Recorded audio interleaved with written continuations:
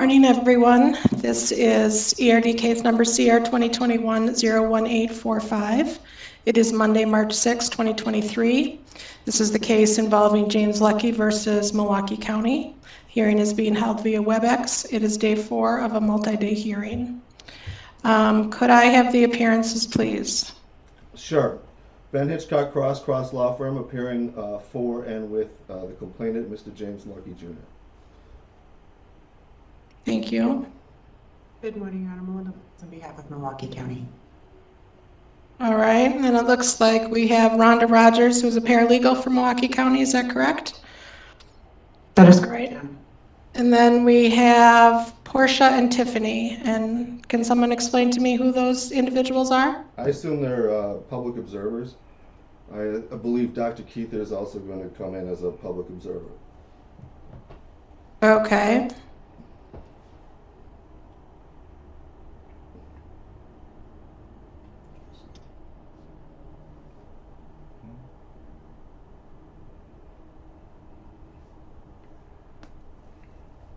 All right, so I would like to start by asking Mr. Hitchcock Cross what he intends to do today in terms of presenting his case.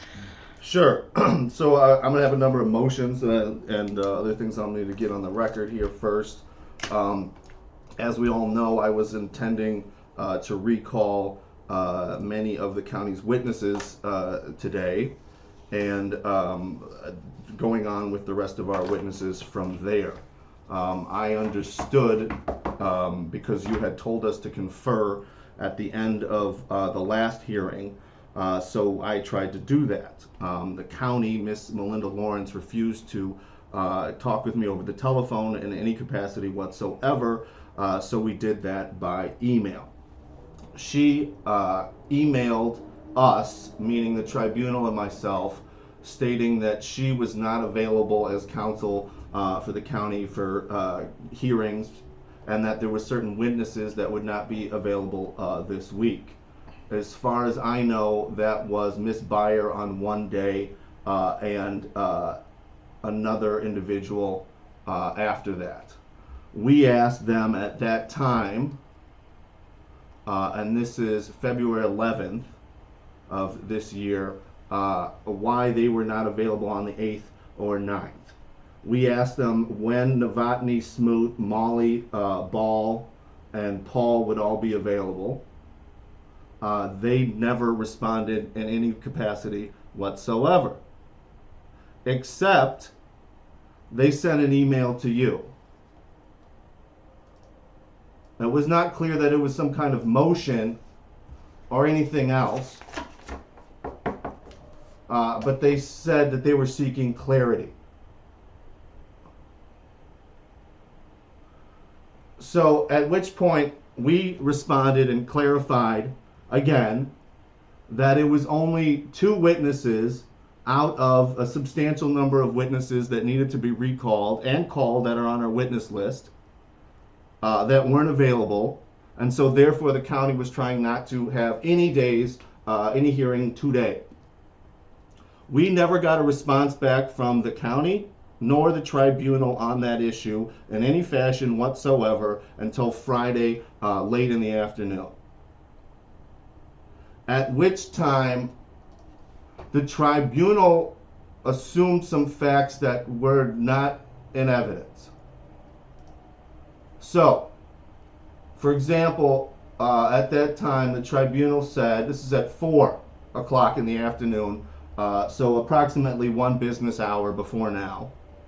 The tribunal said, I believe it's been known by all of us since February 3rd that the county's witnesses were not available March 6th and 8th with the exception of Byers, who was as of February 6th available on March 8th, when it was stated that you would be allowed to recall witnesses as necessary. It was understood that you would work with the county far enough in advance to assure specific witnesses' availability.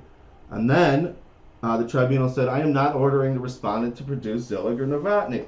You can move forward with your case on Monday, is what the tribunal said. So again, to be clear, that the facts there, as stated by the tribunal, Because, again, and we're going to hear this a lot today, the basic definition of a judge is to hear both sides. And when that doesn't happen, we're not even getting to that threshold of what we're here to do. So, again, the evidence that we had here and what I had brought to the tribunal was, see below, because I had asked Miss Lawrence here had refused to respond in any capacity whatsoever to my request for Miss Zillig or Mr. Novotny or others, and for her to respond to my requests, and because she refused to talk on the telephone. So on Friday, the morning before the hearing, some business hours before, she says, "What witnesses would you like?" And then informs me, because it's clear that she had just asked them that time, that they were somehow not available. Even though it was clear to everybody back in January that these witnesses were going to have to be recalled because the county did not produce documents that they were required to produce and discover. So, and this is going to be another theme that we're going to have here, because it goes to the tone and tenor. Every time the complainant, the employee, Mr. Lucky here, makes a move or a letter or otherwise communicates to the court, there's either no response at all, or only a response when the county, that is Miss Lawrence, responds, and in some cases it's less than 15 minutes. So it needs to be clear on the record about the tone and tenor of these proceedings here, and of what's happened here in the meantime, where there seems to be a clear one set of rules for Mr. Lucky, the employee, who's paying to be here, and another set of rules for the county. And again, the county seems to be dictating the course of these proceedings here, because when we ask for some sort of relief, not only is the relief not even discussed, or the fact that we've asked for it, but the facts that we seem to put into the record there are either ignored or the opposite is taken as fact. So, when we get in again to Ms. Byers and what was supposed to be happening today, it was clear from the record and from what the county produced that only Ms. Byers and another witness were not available. Again, that left a substantial number of their witnesses that were yet to be called, as they knew, and Mr. Novotny, Miss Zillig, who you've now refused to have come show today. That also left Miss Paul, who needed to be recalled, the sheriff, who needed to be recalled, and so forth. We all knew that back on February 11th. The county just didn't bother to respond. So that, I think, is the factual situation that's leading up to this question here of what it is that we're supposed to do today. I'd like to just go back a little bit further here, because again, when we went to the county and told them what our intention and for witnesses was, and how we intended to have this hearing continue, because basically, remember, one of the reasons that we're having this hearing continue is because the county did not produce documents that they were required to produce under discovery. But given that fact, for some reason, they couldn't even bother to respond. Now, again, we're going to remind you that you ordered everybody to confer. I think it was very clear when I left here, and I took the burden on myself to go do that. And I also put those facts in front of you. So that's why I was extremely curious when I got a response saying, you, Mr. Hitchcock Cross, you, Mr. Lucky, should have gone to the county. Because not only did we go to the county not once but twice, and not only did the county not refuse, but then when you had that evidence that they didn't do that, there was no action taken. Except to give the county what it wanted, not once but twice, without the county ever doing what it was required to do first according to the rules, which is to confer.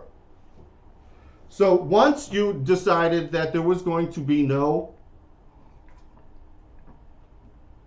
depositions taken after you had ordered the reopening of discovery.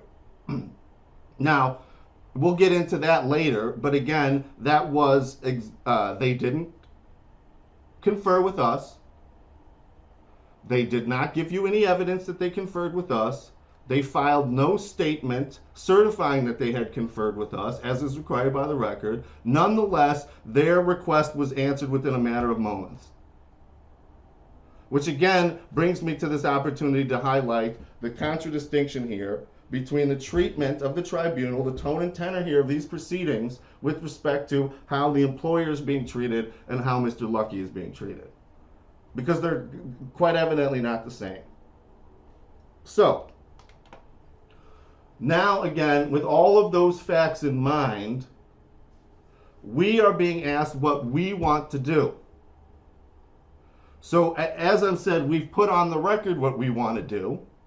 We were very clear what we wanted to do back in February 11th when we all discussed this against the statute and the rules.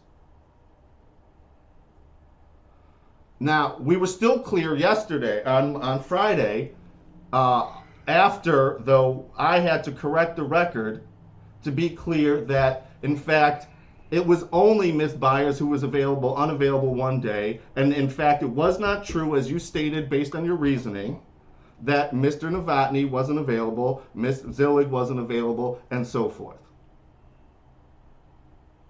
So when we then put that information back in front of the tribunal on Friday afternoon and asked the tribunal to reconsider, there was no response again, which is exactly the same tone and tenor as we've had throughout these proceedings. Yet, the tribunal, knowing that we have put this reconsideration and these facts in front of it, is now asking us again what we want to do. Which I'm taking that to mean here, and again, for the record, and so we're all clear on what that means, that we're being invited here to have Mr. Lucky testify now. And I think we've all been clear since the beginning that it's our intention to have the county's witnesses, the employees, testify first, so that Mr. Lucky can explain his truth after that. We all know that. So once again, we're all here. I'm here. Mr. Lucky's here on Mr. Lucky's dime. And we're being asked, what do we want to do? Just like we spent the third day sitting there, what do we want to do? The county's got some document that's vital to us. What do we want to do? Here we are again. It's not even, literally no time has passed from this hearing to another in terms of hearing time, except for we've had all these communications here, and all they do is strengthen the case for that we're going to have to eventually make to Lurk on tone and tenor, and the fact here that Mr. Lucky seems to be getting a different set of rules applied to him than the county.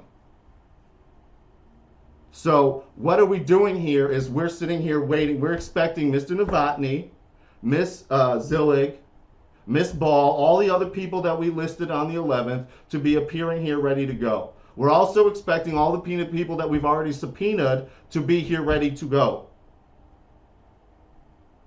So again, when we had the courtesy to then go say, we already gave them notice that we wanted all of these people here ready to go. We told her yesterday on Friday morning, that's the county, Miss Lawrence, that we expected to go when we were asked. We wanted Miss Zillig and Mr. Novotny to go first. So the response to that from both the court, or the tribunal, excuse me, and the county was nothing.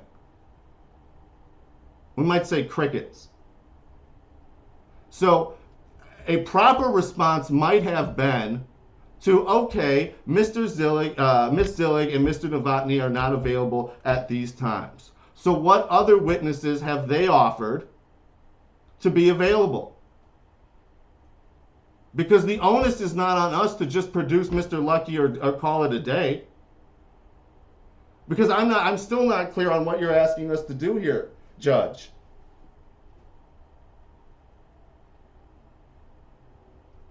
I am asking Mr. Lucky to testify. Right. And we're objecting and saying that's absolutely improper. I mean, that's just, beyond, that's okay. I appreciate you for getting that on the record here. Because that is a whole other thing in and of itself. And now I guess we're going to have to make another motion on that. So I think we're clear on where it's absolutely improper. And it's clear that you have the ability to control the course of a hearing. But Mr. Lucky also has the due process right to put on his case. And that's not what's going on here today. What's going on here is that there's one rule for Mr. Lucky and another rule for the county, and it's apparently because the tribunal wants Mr. Lucky to testify today. That's problematic. Well, I find it difficult to address the issues in this case without hearing from Mr. Lucky himself and the treatment that he experienced in his, as expressed in his complaint. Sure, no doubt. Trying to get it in through the county's witnesses, it's not the same as hearing directly from Mr. Lucky himself. That does not give the tribunal the right to dictate the order in which witnesses that we put on and the order in which we show our case. So no doubt that we're going to put Mr. Lucky on or not. That's up to us. The point here is that it's absolutely, it's not just improper, it's indicative of bias to sit here and tell us that we have the order in which we have to put Mr. Lucky on. We need, we want to put on people who we think are not telling the truth. We want them to be on first. Then we can have Mr. Lucky come on and tell the truth of what happened. Somebody who actually remembers the details, not just the convenient details. That's how we want to put on our case, Judge. And we're entitled to do that. And those statements in and of themselves are very problematic of the tone and tenor of these proceedings here. It's absolutely improper for the tribunal to dictate how we're going to put on our case. Well, I disagree. I do not have any bias in this case. I do want to hear from Mr. Lucky because I did read his complaint, and I do want to hear about his experiences. And that, helps me interpret what is being said by the respondent in terms of, what happened afterwards. So I'm sorry that you think that there is some bias here against your client. That's certainly not true. I do very much want to hear from Mr. Lucky because of what he had put in his complaint. Well, of course, Judge, but that's not answering the issue. That's answering a separate issue, which is whether or not Mr. Lucky should be heard. That's not the question here now. The question is what order should Mr. Lucky be heard? Right. Right. And I have the authority to regulate the course of the hearing. And if we don't have witnesses available that you can call from the county, then it makes sense to have Mr. Lucky present his testimony. Only when you take into account the fact that we have subpoenaed witnesses that should be here today right now that you have said that you weren't going to order to have them come. So when you take both of those facts in comparison, that's when you have the problem and the tone and tenor comes into play. Because again, this statement, and we can just move on from Ms. Zillig and Mr. Novotny because there certainly are a whole host of other people who can respond to this. But it can be here today. But that's not what's happening. What's happening is the tribunal's indicated its preference not to hear from any more witnesses from the county, but to hear from Mr. Lucky. So that is a problematical statement indicating bias, for sure. So I understand that there's nothing we can do about that to go to Lurk, but we're going to have to get that on the record here because that's what the problem is. It's not the fact of whether or not we hear from Mr. Lucky, it's the order. That's what the issue, and there's absolutely our witnesses who are subpoenaed here today by the county to come, who could be here. So Miss Byers, for example, is available to be here and is subpoenaed now. She is not excused. Where is she? There are other. Miss Ball is also, the sheriff, should be here now, is not here now. We also want to call back Miss Paul, given the fact that we have all these new documents. Let's bring in, if another person we could hear from is the county's IT person. Because then we're going to get on to my motion about why we don't have the videos. But all of those people, just for example, are available to be heard, and that we went to the time, effort, and trouble to go subpoena them. And the only reason that we're not hearing from them now is because facts that you've made a ruling here based on facts that are inaccurate, and now that you've expressed your preference to have Mr. Lucky testify before more people from the county.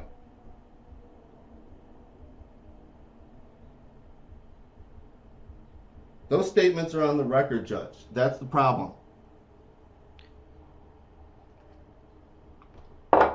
Anything else, Attorney Hitchcock-Cross? On that issue, I mean, to be clear on that one, I think we've got to address I guess we'll have to go through on that.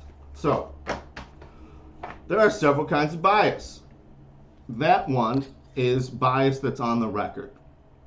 Okay? When that is a statement there that is interfering with Mr. Lucky's ability to put on his case. That is the same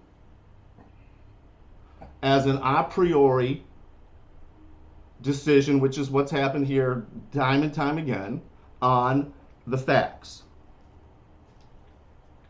So, without hearing any reason as to why, for example, Mr. Novotny or Ms. Zillig shouldn't be deposed, because, you would assume that the tribunal would rather not have its time wasted and have them be deposed ahead of time so that we could have a more focused hearing.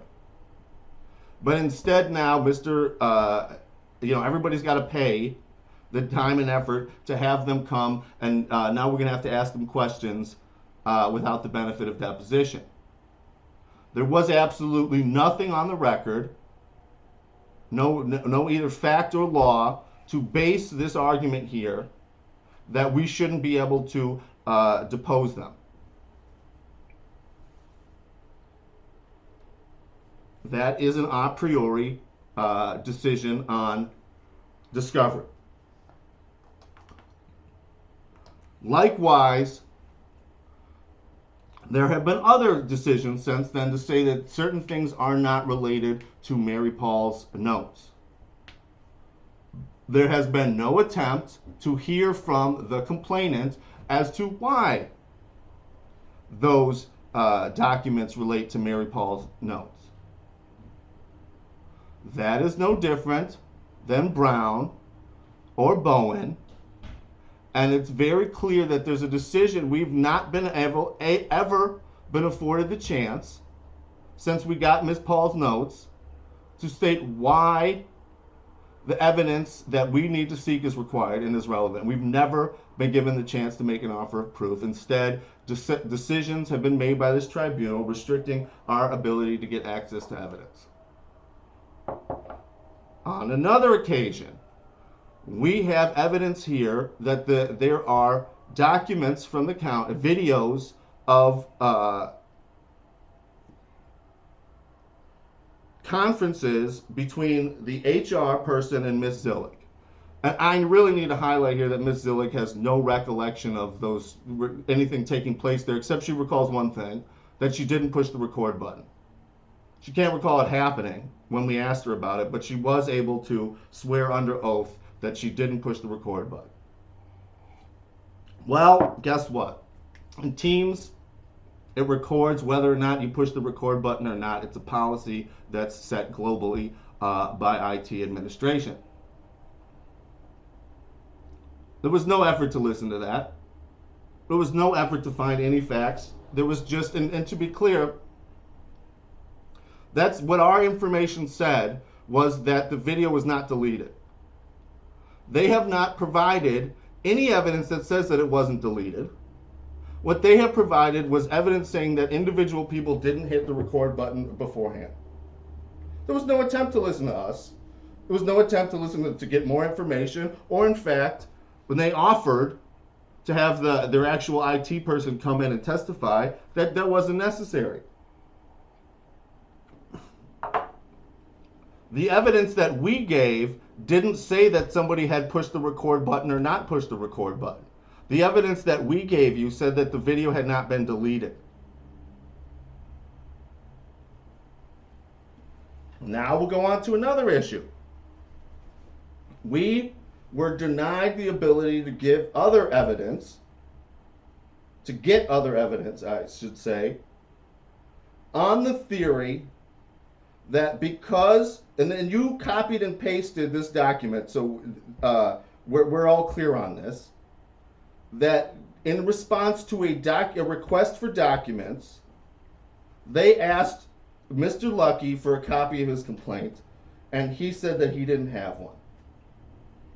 Somehow, that turned a request for a production of documents into an admission. We were clear with that. We moved to reconsider. Once again, there was no response on that issue whatsoever. The county responds, and they get a response within 12 minutes. That's problematic. But okay, let's just go look at that issue in and of itself.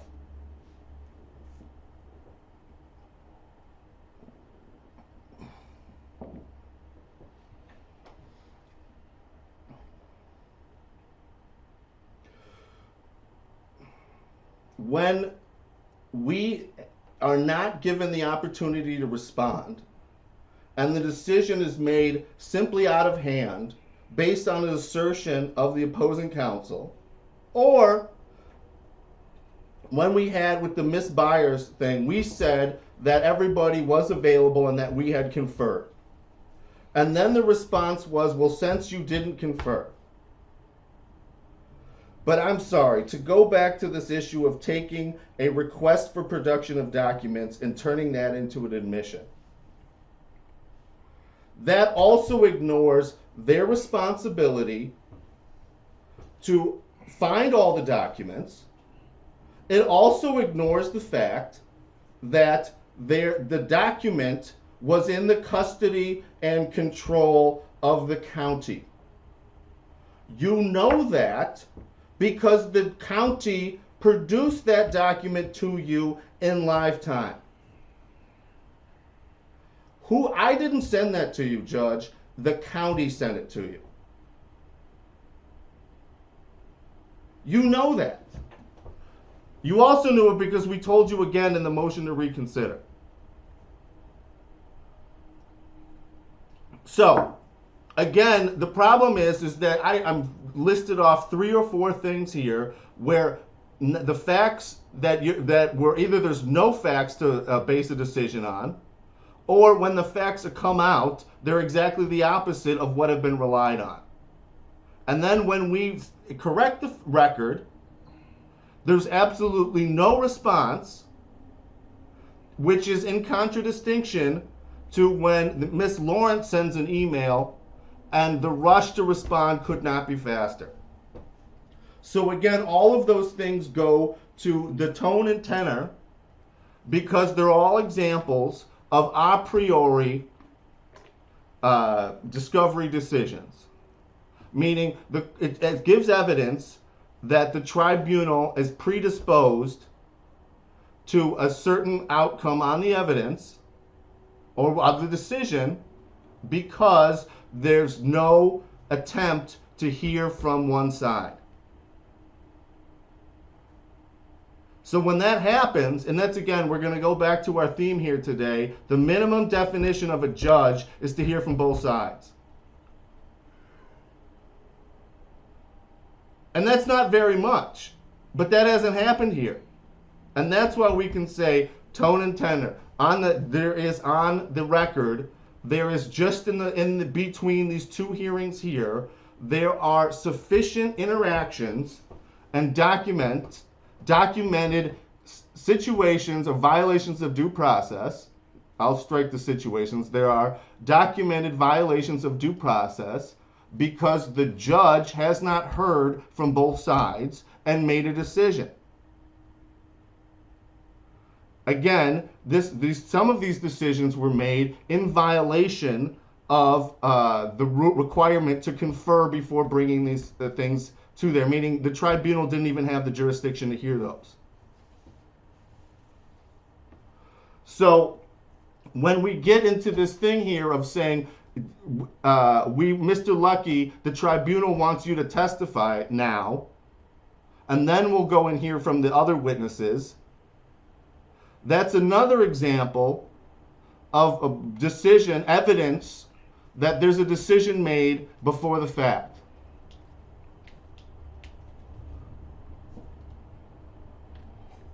Because of course the tribunal would want to hear from Mr. Lucky, but it's Mr. Lucky's choice if he wants to testify or not. They can call him, that's their absolute right or not. But for the tribunal to make statements saying that they want Mr. Lucky to testify here and now, when again, the tribunal has already ordered two witnesses who could have testified and were subpoenaed to be here to not show up, and is ignoring the fact that there's all these other witnesses that could and should be here because they're testified and are now subjecting themselves to civil liability for not being available. That is indicative of a decision making before the fact. So you can say that you're not biased, but there's an analysis that needs to be done.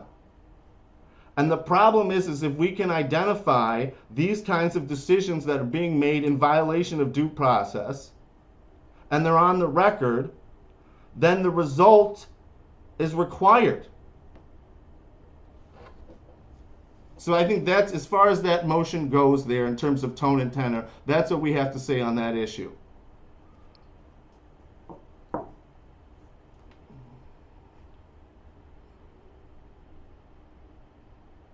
All right, anything else? Yes, for sure. You just want to hear all my motions at once and then we'll hear response from the county, or how do you want to do that? Yes, I would like to hear everything that you want to say now. Okay.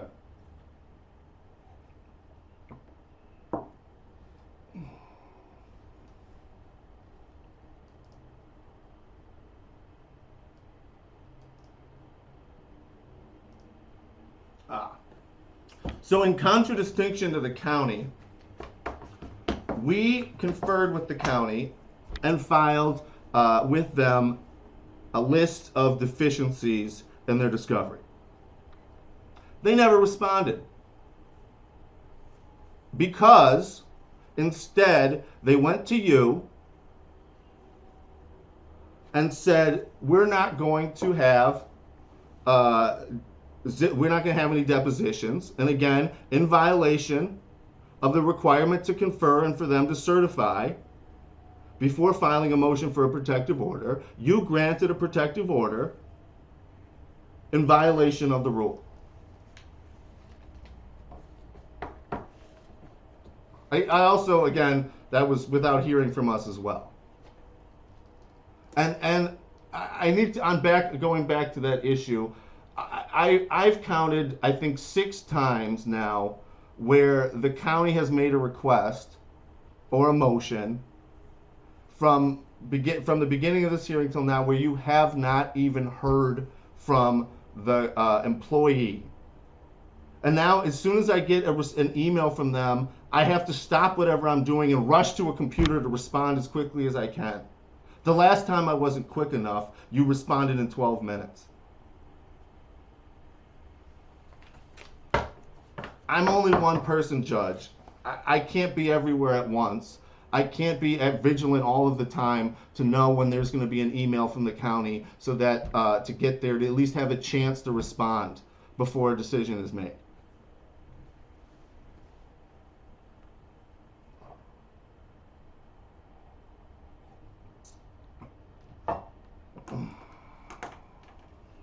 So, the motion for the protective order is granted. There's no reason stated for granting it. And we then file with you our list of discovery deficiencies. There's still no response on that. Where's our 12-minute response? So again, the statute is supposed to be that the county confers with us, we send discovery to them. If there's deficiency, we talk deficiency back and forth. And then we confer. After we confer, somebody is eligible to file a motion, but not until they sign a document stating when they confer and who they've conferred with. No such thing happened here. We objected to that issue. And a motion to reconsider. I think it's the third motion to reconsider that we filed here that has not been responded to. Again, 13 minutes for the county, infinity for Mr. Lucky. Any way you do that math, that's not fair. So that, I think, is the problem with the deficiencies here. Because, for example, we're getting responses like, the request is after the period of retention. Meaning that there's documents out there that they've destroyed because they haven't retained them. Well, we don't have a response on that. Let's go on.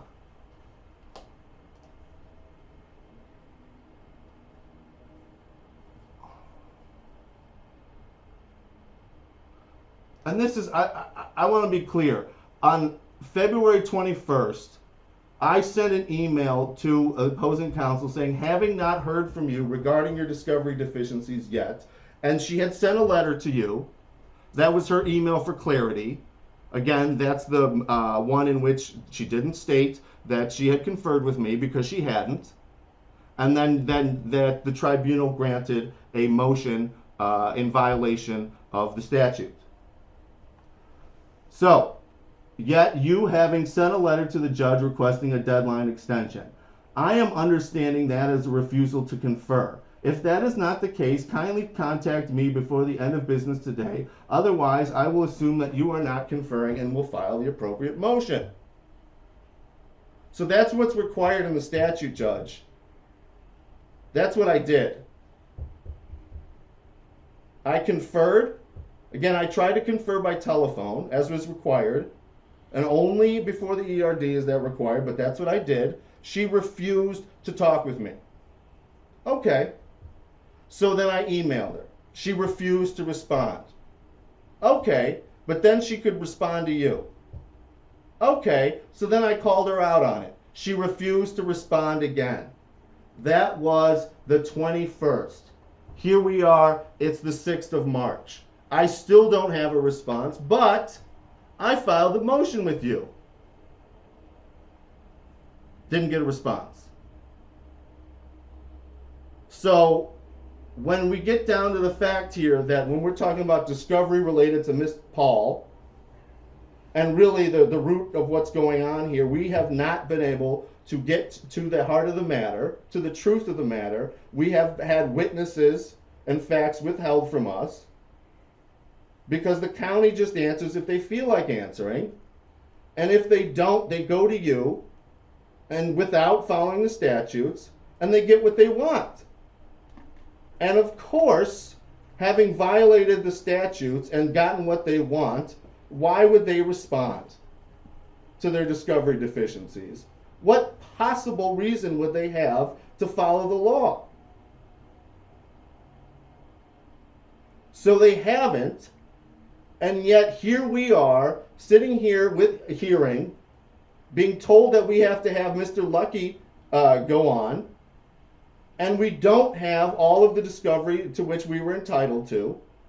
notwithstanding the order, protective order for Ms. Zillig and Mr. Novotny and Ms. Yu, that was given contrary to the rules.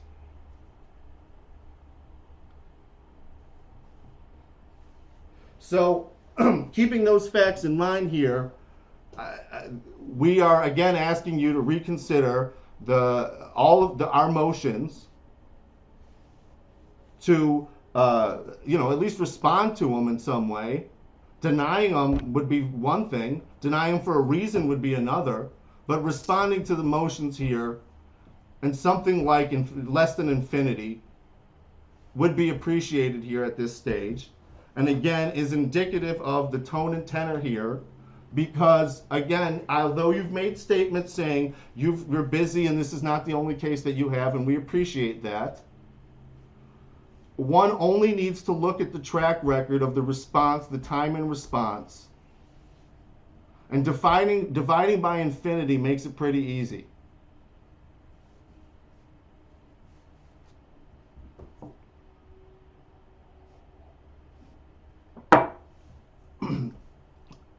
Mr. Lucky is a man.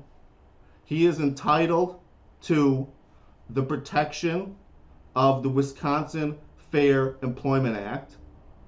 The Equal Rights Division is a body created by the state of Wisconsin to enforce the Wisconsin Fair Employment Act.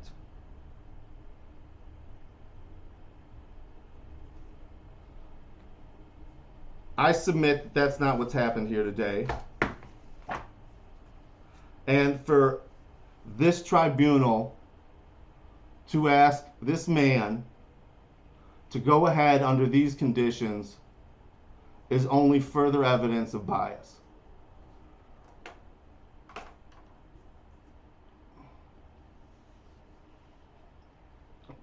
Judge, I feel that we've communicated here.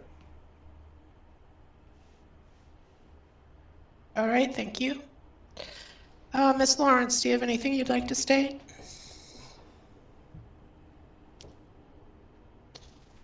Your Honor, I think for the most part, the record will speak for itself. I think Attorney Hitchcock-Cross substantially misrepresents events that have occurred. I guess the two things that I would highlight are, one, that there are no subpoenas for witnesses for these hearing dates. These hearing dates were not confirmed until Friday, March 3rd. So certainly we had no opportunity to confirm anybody's appearance prior to that. We were directed by Your Honor to confer over those dates. That did not occur until Friday. I can't confirm witnesses for dates I don't know. As far as we're concerned, it's complainant's burden of proof. So what he does with his case is entirely up to him. With respect to the discovery, I think that we are not in violation. The whole point in the county conferring with Your Honor was to determine the valid scope of discovery. With the clarification, we believe that anything that we didn't respond to in the discovery was beyond that scope and therefore not viable discovery that the county needed to respond to. I don't think that there's anything that needs to happen here today. The county does not believe that there's any evidence of bias in this record, nor will the record demonstrate that. And the county sits ready for whatever the complainant wishes to pursue by way of his case today. Thank you. Anything else, Attorney Hitchcock-Cross? Yes. So again, that's just not factually accurate. So as we read out on the record here, we had discussed with them several times now our requirement, and we discussed subpoenas at the end of the last hearing, but we also discussed with them who we wanted to appear. Because remember, they came up with a charade saying that we couldn't have any hearing dates this week because one person was not available the entire time and another person would not be available for one day. So we called them out on that pretty quickly. And you can tell by the body language. I mean, this is, yeah. I think we're all clear on that. So, when in fact, and I understand that you've got a lot going on, and so you may have misunderstood that, but that was clearly the case. Then, as we just read out here, we sent an email to them saying, okay, what about Mr. Novotny? What about Miss Sheriff Ball? What about Molly Zillick? What about Miss Paul? What about the other witnesses that we're trying to call back? And they didn't respond. So we do agree that you ordered the county and the complainant to confer. We disagree that there was conferment, because what happened was, I guess, conference, because we requested and responded to the county's what again is nonsense. I mean, they knew when they requested to you that one person not being available one day and another person not being available at all was no reason not to pencil this, to get this done. We responded on that issue. Again, you waited till today, or Friday, to set the hearing date, invitation. We were clear on that we were ready to go forward. We were clear with the opposing counsel that we were ready to go forward. So the problem here is that the entire burden is being placed on Mr. Lucky, the person who should least has the cleanest hands here. And while the tribunal and the county are actually the reason for why the county has nobody ready to go today. And yet, once again, Mr. Lucky, the employee, the complainant, the black man, is being expected to clean up after everybody else. So that's the issue here. We conferred. We followed the law. The tribunal did not follow the law. The county did not follow the law. The tribunal is trying to make Mr. Lucky testify today. The county is trying to make Mr. Lucky testify today. That's wrong. That everybody knows, everybody here on this call right now knows that that's wrong.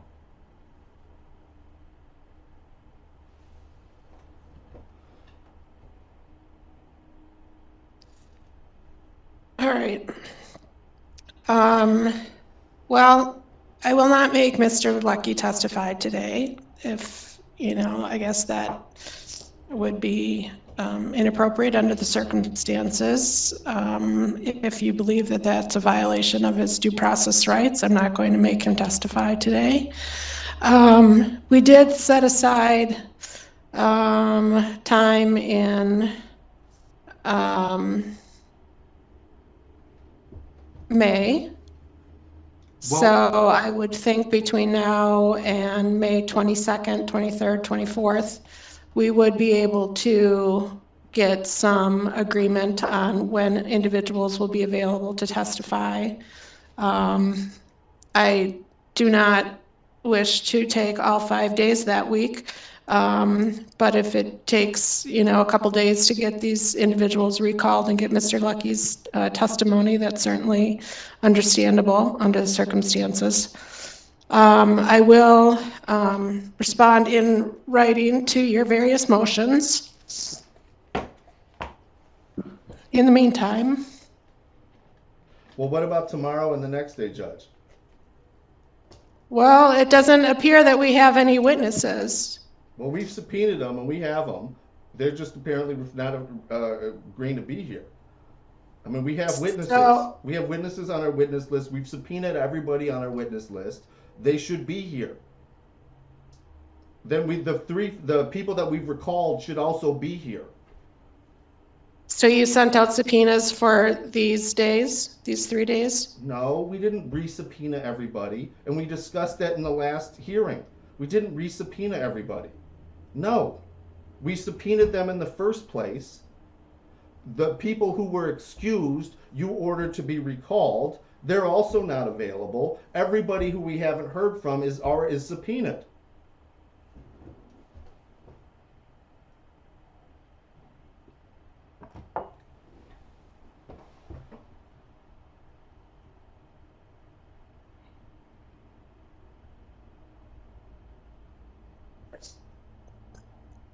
All right, Ms. Lawrence, can you just put on for the record why those individuals were not available for today? Well, the only people we were asked to make available today was Molly Zillig and James Novotny. James Novotny is not at work today. He's taking personal time. I did not ask him what his personal time was for. I think given the short notice, I'm not required to. As for Ms. Zillig, she was not at work on Friday, so I did not have a chance to confer with her personally. What I did do is check her outward-facing schedule and saw that she was scheduled for meetings from 8 a.m. through 4 p.m. So I can't tell you what those meetings are. I just know that she's scheduled. All right. That is all I was asked for. Nobody else was subpoenaed. And if we need to get into Ms. Paul and Ms. Sheriff Ball, I think those need to be addressed separately. Thank you. Okay. All right, so obviously if the individuals are not available, then we can't have any testimony from them. And the same is true of Mr. Lucky if he wishes to not testify until after the county's witnesses are heard from as called by Attorney Hitchcock Cross, then I will respect that as well.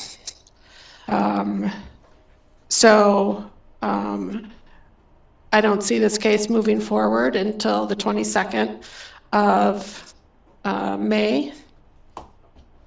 And I would hope between now and then, we do have the ability to make sure that everybody that wants to be, that people want to have testify are available to do so. Your Honor, if I may address that. Yes. Mr. Hitchcock Cross has repeatedly referenced Ms. Paul and Sheriff Ball. I believe with respect to Ms. Paul, he had hours on the record with her after the discovery of those notes to clarify whatever he wanted to clarify. I think calling her again would be duplicative and a waste of this tribunal's time. And as for Sheriff Ball, again, we objected to the subpoena in the first place because she's only involved in administrative capacity based on paperwork, which is available in the record. So we objected that to her lack of personal knowledge.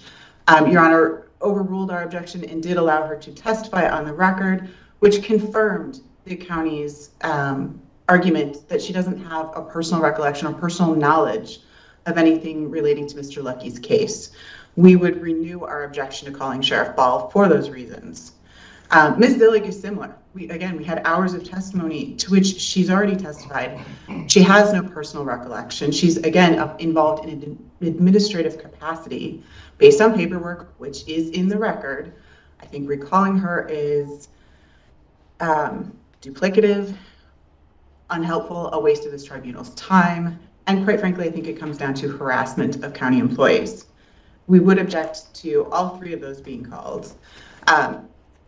Captain Novotny, we have asked to recall him ourselves at some point later, so to the extent that we need to find a date to make him available, we will certainly do that. Those are the only witnesses, county witnesses I know of that complainant is seeking to produce. If there are others, we would ask that he state so on the record now so that it can be clear.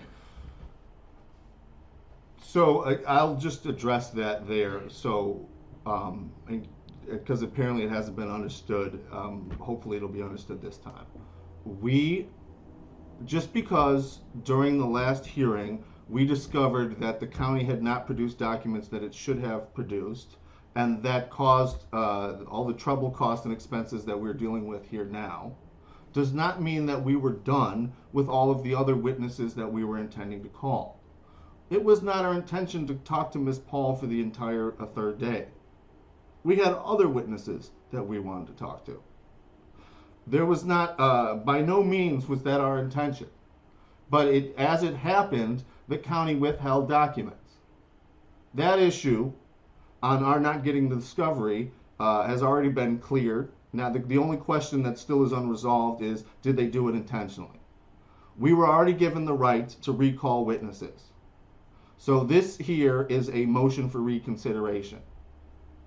Now, we have several documents that they have given to us.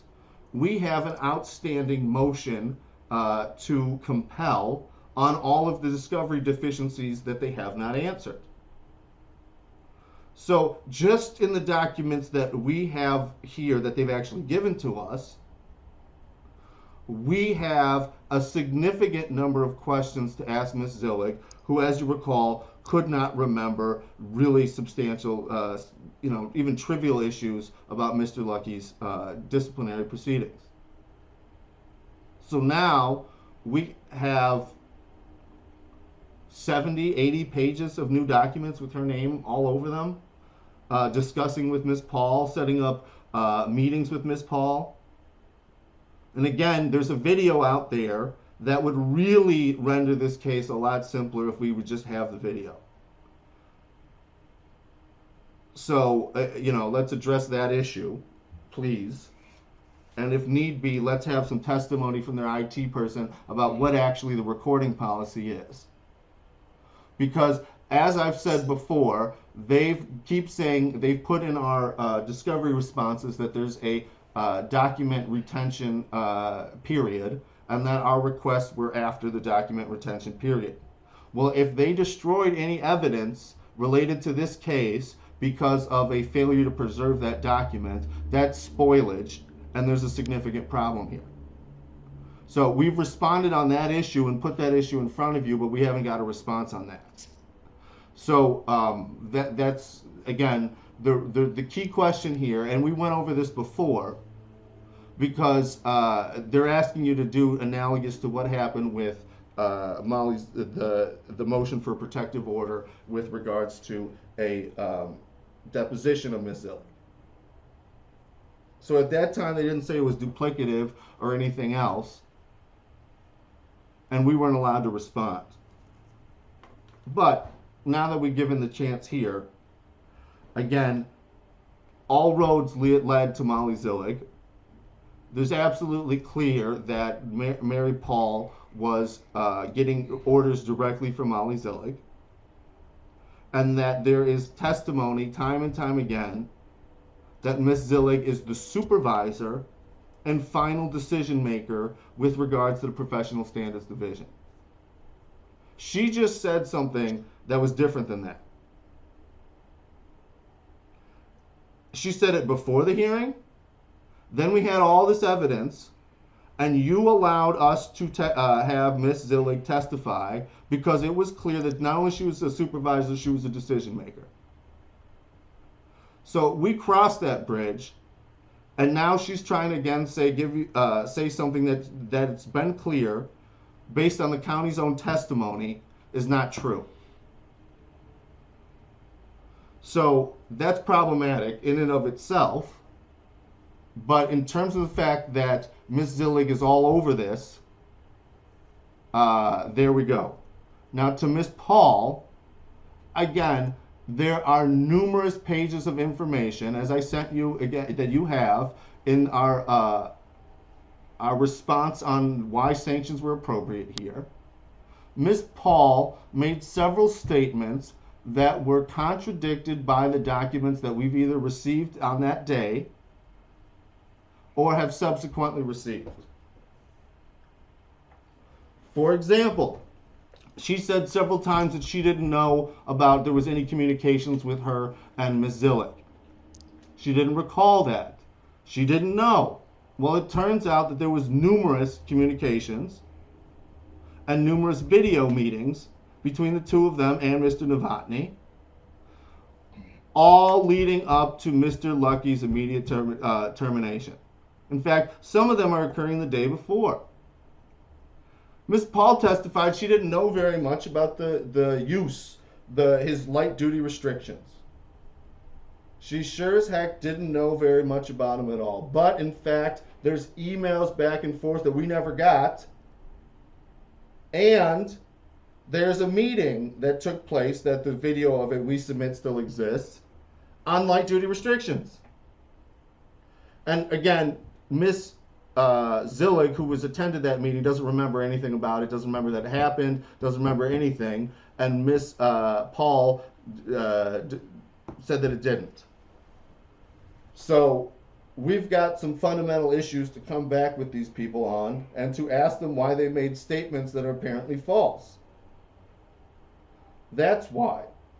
That was at issue here in our entire motion for sanctions, because the whole issue of why all of these people have to come back, she just accused of harassing county employees. But in fact, what happened was a county employee, oh, that absolutely reminds me.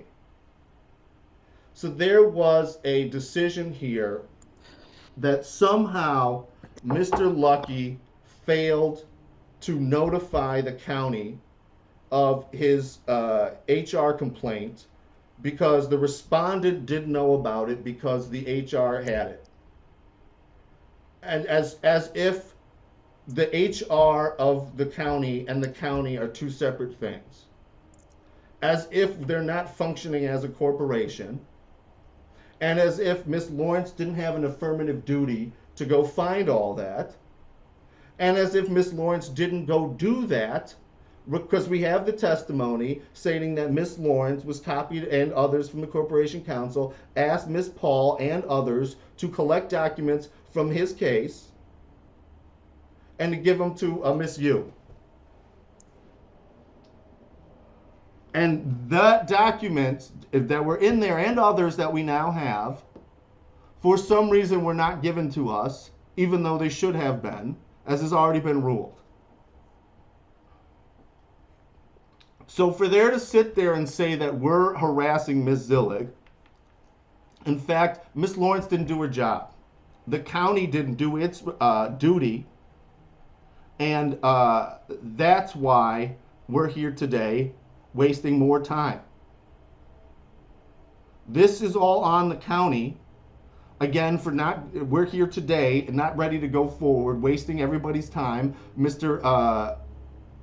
Lucky is again, he's got to wait months because they refused to confer. Okay, we sent them weeks ago emails saying, when do you want to meet? Who do you want to go? And now she's sitting there saying the first time she heard about this was on Friday. So again, I read out the emails from me to her, besides having shown them to you before, saying that she knew that these things were ready, what and who we wanted to hear because of the nonsense about buyers. We were very clear that we wanted to hear, and I'll say it, gosh, for the 8th time now, we wanted Novotny, we wanted Zillig, we wanted Ball, we wanted Paul. So she's here, she's ready enough to make a motion about that, but she's going to pretend like she never heard until a Friday for the first time who it is that we expect to go. And that's the bridge that's just too far here. Because everybody knew what it was. And that's when you look at the emails, it's going to be clear. We all knew what we were about for today. Recalling our witnesses and getting done what should have been done in the first place had we had the documents that they gave to us. Only after they were caught and ordered to do so. So for her to accuse us of harassment is factually inaccurate. It's the best that can be said about it.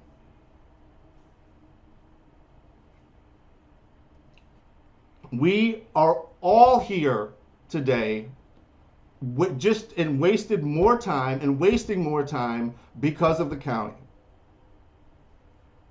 And we keep bringing this up because it keeps coming out of this man's end.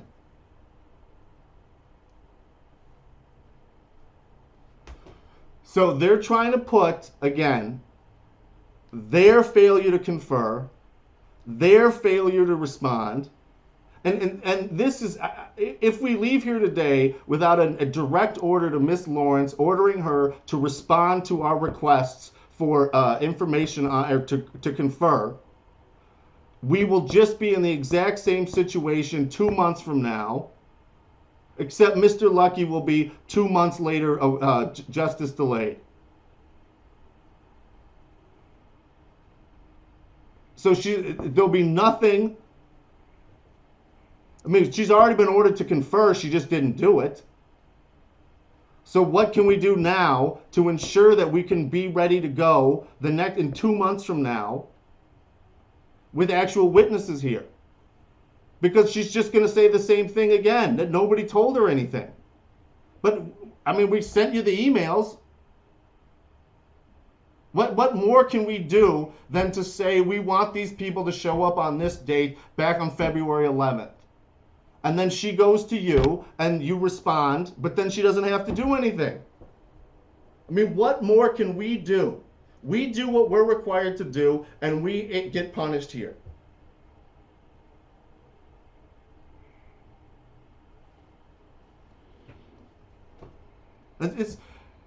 I just have one more thing I want to say on this.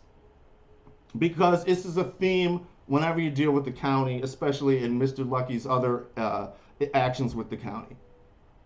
They have every benefit in the world. They have an army of attorneys. They have a big budget. They have a corporation with employment powers. They have sworn law enforcement officers to investigate their cases for them and arrest people who don't tell them the truth. Mr. Lucky has none of that. And yet, they still cheat. And yes, I'm saying cheat. Because it's cheating when they go to you and say, without conferring. It's cheating when they don't respond. It's cheating when they go and talk to circuit court judges without telling me about it. It's cheating when they go and kick out the head of the PRB, because the president of the PRB and the vice president of the PRB, because they want a ruling to go a certain way. That's cheating. They have every power in the world, and yet they cheat. And the ERD has had time and time again opportunities to call them out on their cheating. And what does it do? It rewards them for cheating. And lo and behold, they continue to cheat. I think we've communicated. Thank you. Ms. Lawrence, did you have anything else that you'd like to state? Your Honor, I believe it's their case. I guess to prevent this exact same situation from happening at other times, I'm asking Mr. Hitchcock-Cross to please list with specificity all of the county witnesses that he would like available. He has said he would like Sheriff Ball, Molly Zillig, Mary Paul, and James Novotny. If he can confirm that that is the extent of his list, we will certainly work on that to the extent that Your Honor orders them. Obviously, the county objects to recalling Ms. Zillig and Sheriff Ball based on their prior testimony that they don't have personal recollection or knowledge regarding these affairs. And I think if we can get that clarity on the record, we can make some progress here. Right. So again, I guess we're in the 9th time here. We want all of those witnesses that we listed with specificity several times between the interregnum. And we want all of the witnesses that we subpoenaed, that they're aware of, because we put them on our witness list and subpoenaed them, available. If I may, are you finished? And because they're not here today, they're subject to civil sanctions to Mr. Lucky for their failure to appear.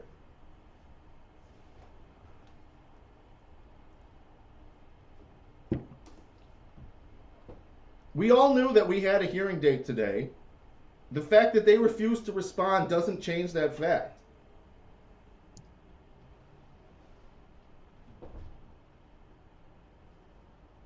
And again, their solution is for us to be ordered to do what we already did. I've read out, I mean, time and time again here, we told them the witnesses that we expected to have to be recalled.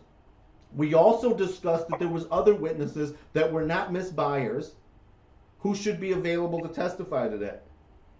They responded with 0. So, okay. To be clear, Your Honor, I'm not sure who these other witnesses are, which is what I'm asking for. I don't know of other subpoenas. I can't recall any other subpoenas. We're not aware of any other subpoenas. So to the extent that he needs me to make other county employees available or determine their availability, I actually need names. we will be happy to provide them with names. but we cannot make Can them I ask- respond. So that we will be, if that is what's required here, if that may, if that's the grounds for them not responding, we're more than happy to resolve that impediment. Thank you. Is it Okay. possible to get that on the record, Your Honor? Do you have those names right No, now? we'll confer as normal. You'll confer. Okay. All right. Well, Your Honor, I would ask, are all of the emails going to be made a part of this record then? yes, I guess they should be since they were referenced here. Thank you.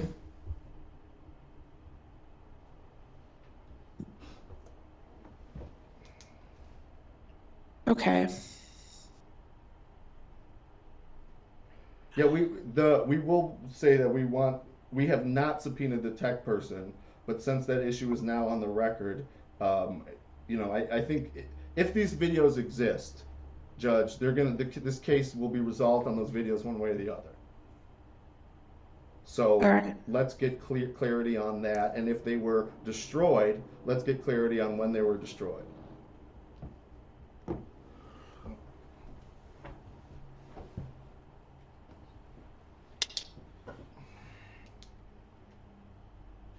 All right. Okay. All right. So when we meet again in May, we will have had the benefit again of the two of you conferring with specificity which of the county employees you expect to see Attorney Hitchcock Cross and be available for testimony. And in the meantime, I will do my best to respond to your motions as I understand them. Great. And certainly if you wish to send me anything additional, you may. Appreciate that. Thank you. But I think I've got the gist of where you're coming from. And to the extent I have not been clear, I apologize for that, and I will do my best to remedy that situation. Thank you, Judge. Okay. Anything else that we need to address, Attorney Hitchcock Cross? No, thank you. Attorney Lawrence? I have a few questions, Your Honor. First, Yes. what are the hearing dates that we'll be using in May? Well, I have the 22nd through the 26th set aside. And I know that the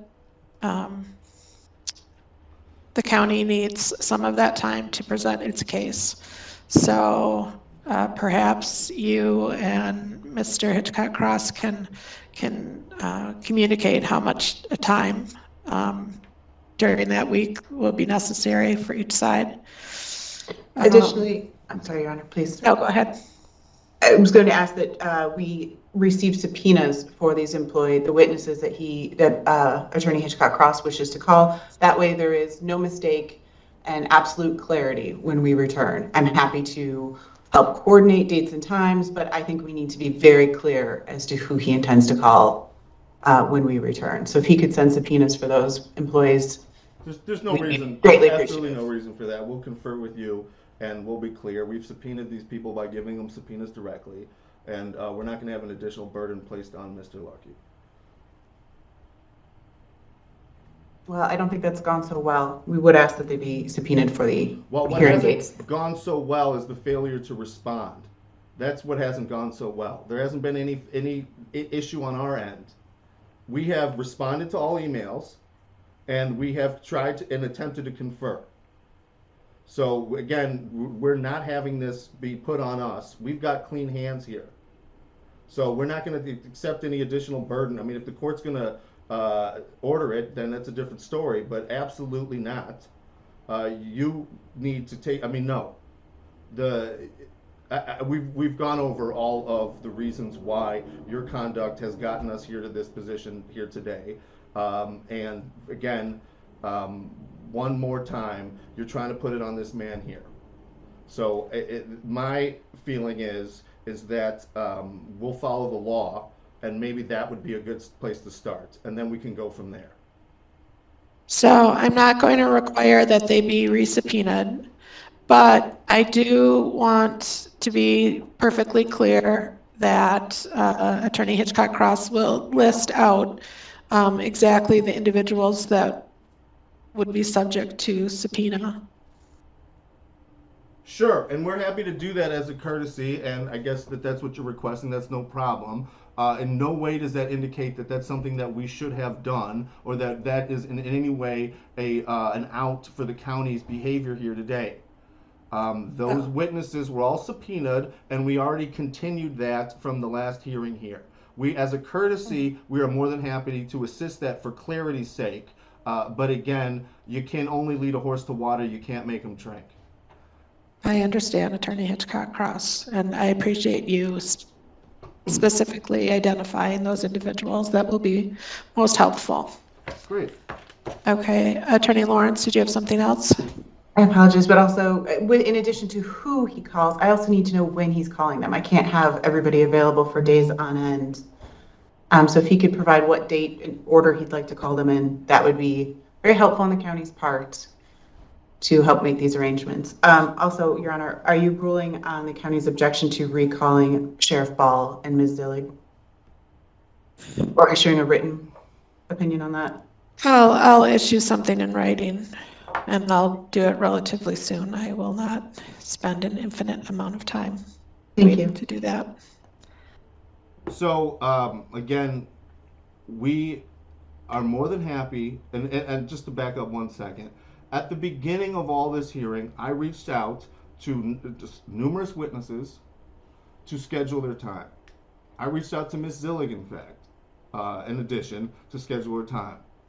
Ms. Lawrence said that she was a represented party and refused to allow me to contact her. I then tried to confer several times and called Ms. Lawrence several times in order to try to figure that out, because I understood these people were highly placed public employees. So again, we already did that. But as a courtesy and to hopefully to, let's say, the way that we look at that is that we're just going to eliminate another excuse for the county. So we are absolutely happy to provide them with the date and time of everybody that we'd like to have and when we'd like to have them, as we did back before the original hearing. So you can lead a horse to water, but you can't make him drink. And it's absolutely inappropriate to try to order us to do something that we've tried to get them to do in the first place. So the burden should be, what needs to happen here is an order for them to respond, because that's been the failure, not from us to come to them with the information and try to confer with them. We've done that. We've gone above and beyond. They have straight up refused and have not responded. And again, they're trying to put a burden on us based on their bad actions. That's objectionable. Okay, well, I think it is, well, it should be clear that if Mr. Hitchcock Cross reaches out with information regarding when and who will appear, or who and when, that be a subject of discussion between the two of you, and a resolution with an understanding before we come back to hearing. Thank you, Judge. All right, anything else? Not from us. All right, well, I appreciate your time today. I apologize again for any problems that I've caused in this matter. But we will resume in May, and in the meantime, hopefully some of these matters can be resolved in and of themselves, and we'll go from there. Thanks, Judge. All right. Thank you for your time. Thank you. Thank you, Your Honor.